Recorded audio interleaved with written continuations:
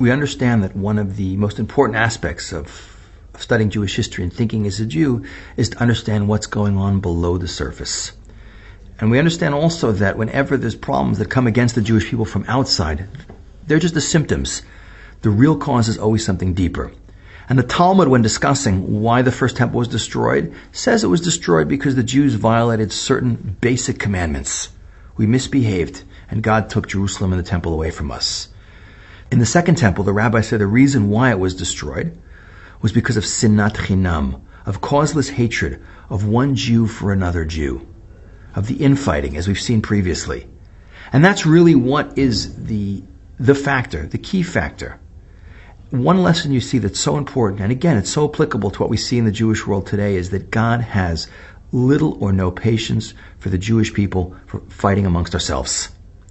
It's like a parent sort of watching children fight. Anyone who's a parent appreciates that, relationships with kids can be difficult. Your kids at teenage years, they can be disrespectful. They can fight with you and argue with you.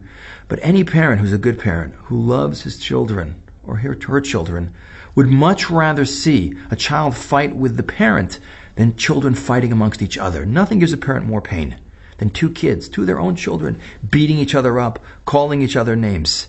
And we see that is a very important lesson and pattern from Jewish history. God just doesn't have patience for us fighting amongst each other. If we're going to kill each other, he says, I'd rather not watch you guys do it. I'm going to send the non-Jews to do it. I'll send an enemy like the Romans.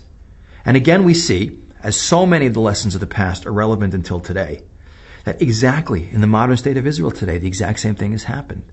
There's a scary parallel between infighting, debates in Israel that sometimes become violent, religious and secular, left and right wing, which actually lead to protests and police coming out and Jews beating up other Jews.